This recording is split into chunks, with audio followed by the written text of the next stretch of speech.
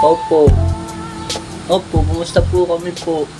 Opo. Sabi po kasi harangan na, silipan na po yun. Kaya kumusta po kami ng kumpare ko sa first tope. 1-1 po. Opo. 5-5 po kasi yung pusta nun. Opo. Kumusta po ako ng 1-1. Sabi po kasi nila harangan na yun, tsaka silipan na.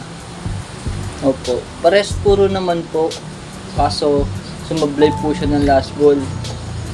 Opo, tutok na po sa butas po yun. Opo.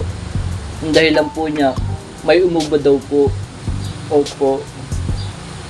Opo. Huwag ka nang magulat, huwag ka nang magulat. Kantahan muna tayo, ganyan talaga. Talo na naman tayo, kahit na binuhos mo lahat.